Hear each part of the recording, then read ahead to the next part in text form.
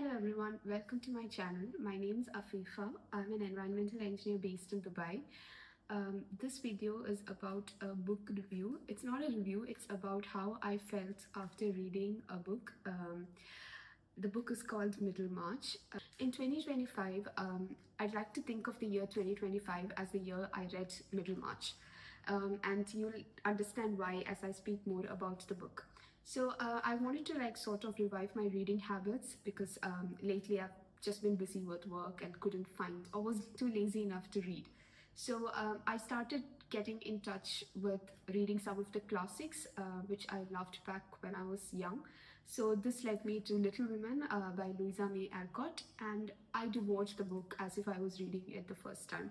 There's something about the Victorian era that amuses me and makes me want to go back and read it again. So once Little Women was done, I just wanted to pick up a bigger project, and that's how I arrived at Middlemarch by George Eliot.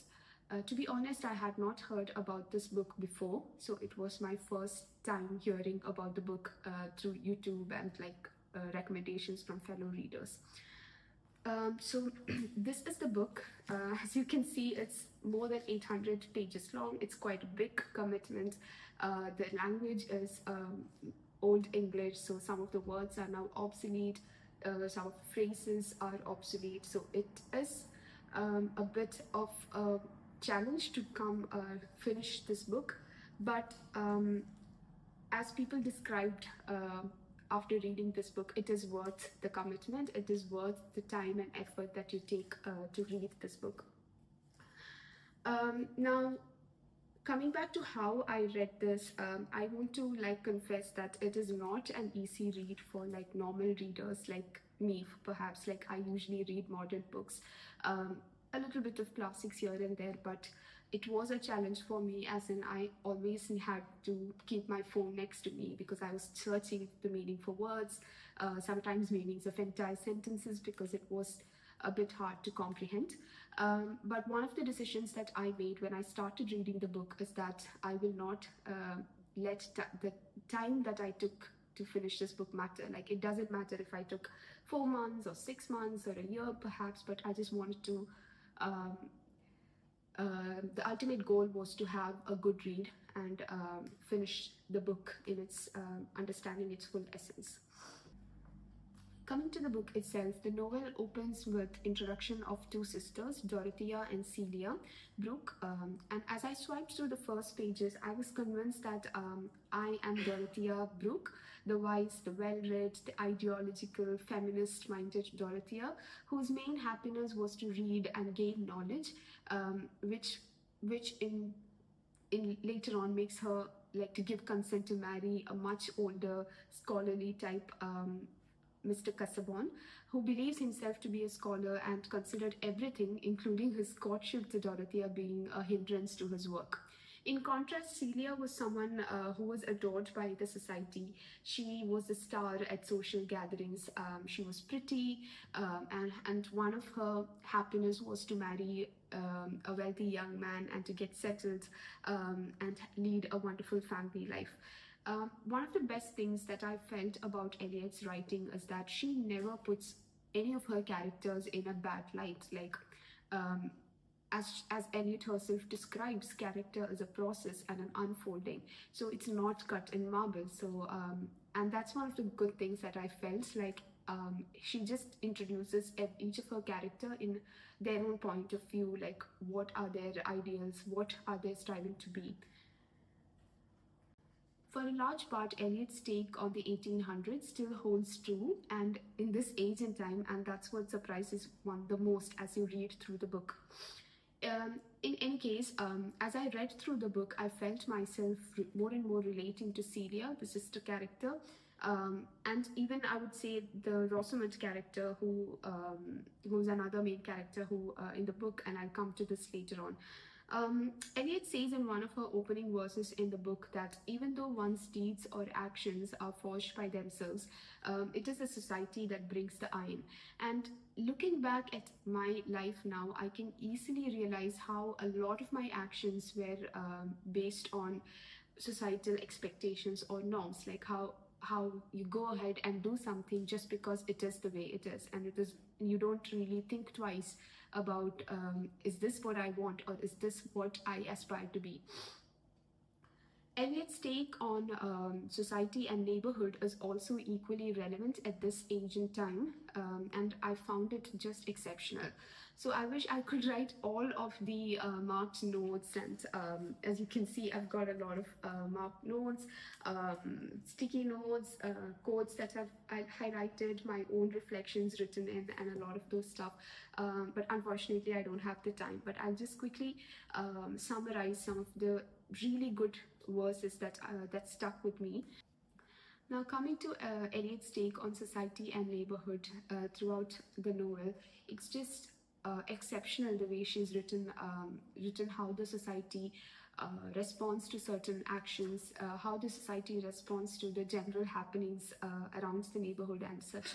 Eliot says in one of the chapters, Eliot writes, "Mortals are easily tempted to pinch the life out of their neighbor's glory, and to think that such killing is no murder." It's it's just sad and nothing else how true this holds even today's world. Like one person, especially if it is your neighbor's downfall, such as a failed marriage or a failed parenthood, unsuccessful relationships or jobs, careers, or whatever, is taken and spoken about so widely. However, one's achievements are not appreciated enough. So that's just how society works even today, and Eliot has described it so beautifully in her detailing throughout the book. Another one goes, and this is very nice. "Oh, but very little achievement is required in order to pity another man's shortcomings." And how true is that? If it doesn't take you a person any effort in criticizing another person's shortcomings, it's very easy thing to do. A large part of Eliot's book reflects on marriage and relationships, and there are two couples who are explored detailed in the book, and one is Dorothea and the much older and scholarly Casaubon, and the other one is with Lydgate and Rosamond. Lydgate is a doctor and a very respected man within the neighborhood. He's new to Middlemarch, but he's trying to make a name on his own. He's trying to do some good in the world by expanding medicine and making sure that the proper treatment is given to everyone equally. And Rosamond is described as a pretty societal girl who mingles with everyone, who plays music, who wants to have a better life, but she's willing to work for it. She's willing to be a good wife, supporting her husband. She just want to have a good life in general. In both marriages, one partner is shown to be a visionary, like Dorothea and Lydgate, and the other one is entirely shaped by societal expectations or ideals. Eliot shows how marriages often fail because there is no. It's not because lack of love or they're growing out of love, but it mostly happens because of unwarranted or unpromised expectations that one enters the marriage with, and this is usually shaped by society's talks and how they define a marriage to be. She writes of Lydgate, and keep in mind that Lydgate is a doctor. He's well read, and he really wants to do good to his wife and to build a family. Like he is a pure soul. But even someone like Lydgate, she writes of him as he was prepared to be indulgent towards feminine weakness, but not toward feminine dictation. And this is exactly what happens. Like women can show weakness, like they can be fragile, they can be sensitive. However, it is hard for others to cope when women starts being authoritative, or they start taking decisions. Speaking of Rosamond, Eliot offers one of the most insightful lines about marriage. Her dissatisfaction was not with her husband himself, but with the conditions of marriage, the nearness, and the perpetual requirement of tolerance. This sentence, one sentence alone, feels like an essay. Like you could write so much about it, because how truthful this is. Like women are often burdened with the expectations of tolerance, and women are often burdened with the expectations of tolerance, and the feeling of having sacrificing everything to be in a beautiful and happy marriage. But Eliot also gives us a different version of love through Dorothea and Will Ladislaw. So once Casaubon dies of old age, Dorothea is then having to live a life of her own. She's still rich. She's got all the big houses and the money that came in through Casaubon, but Dorothea eventually decides to forfeit all of that and move ahead and live with Will Ladislaw, who is Casaubon's cousin, but he's more depicted as a creative person. Like, he's an artist. He's been to Italy. He's been to France, and he's a different kind of person than Casaubon. And it was Casaubon's wish that Dorothea never ends up being with Will Ladislaw. However, Dorothea chooses this option in the end, and Eliot has beautifully done a bit of foreshadowing about Dorothea's character up earlier in the book when she says, it is not brave to give up the fight, which shows that Dorothea is a person who is willing to fight. It wouldn't be fair for me if I conclude my thoughts on Middlemarch without communicating or commenting about Eliot's take on feminism, because it's nothing but pure class. Eliot's perception of women to be gentle, sensitive, loving creatures, but they're at the same time willful and wise and strong-minded. And that's exactly what old age feminism is all about. Like, it didn't want women to be just strong and being authoritative, but it wanted what it strived for was a balance between the gentleness and the femininity, and also at the same time the authoritativeness and the decision-making capability of women. Towards the end, there is a chapter where Dorothea and Rosamond open their minds about their marriages, how their lives have ended up to be. And it is wonderful how in this chapter Eliot describes the beauty of female friendships and how important it is. She also writes, when women love each other, men learn to smother their mutual dislike. In it, Eliot captures the quiet power of female understanding and the transformation that becomes possible when women truly see one another. I've only described a fraction of what Middlemarch meant to be, and I think that's the beauty of the book. It never lets you summarize it as a whole, which makes you want to return to it again and again. Even now, it's been a couple of months since I've finished reading the book, but I still see myself going back to it, flicking through certain pages and see what comes out, because every time I read it, something new comes out. For now, I'm simply grateful that I found this book and I could read it. And as I said, as soon as I finished reading the book, and I put a message on my socials that said, my life from now on is going to be divided into like before and after I read Middlemarch, because that's how wonderful the book is, and that's what the book did for me. Eliot writes, for the growing good of the world is partly dependent on unhistoric acts, and that things are not so ill with you and me as they might have been is half owing to the number who have lived faithfully a hidden life and rest in unvisited tombs.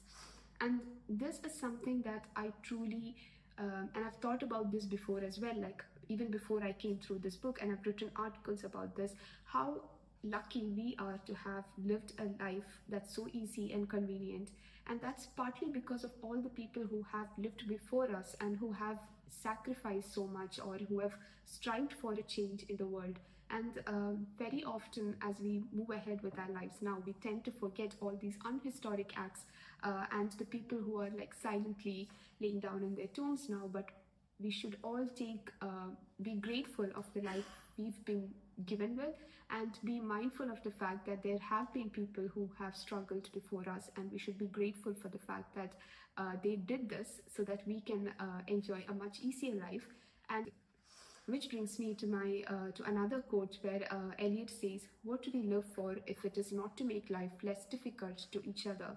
And that exactly encapsulates what Middlemarch is. So thank you for listening to me rant about Middlemarch for so long, and thank you if you've made it this far. I hope and I recommend this book to everyone. Please have a read through it. I understand it might be difficult, it might be challenging, but I promise you as several others have done in there. If you go to Middlemarch book review, you'll find several nice videos. Just like they said, I also want to reiterate that just go ahead and commit yourself to this book, and I promise you it won't be a bad read. In fact, the opening verse on Middlemarch is prefaced, that the version that I read, the Oxford version, it starts with a statement that says, Middlemarch is one of those books that you will regret if you have not read it in your lifetime. And that's exactly what I want to say before signing off. Thank you.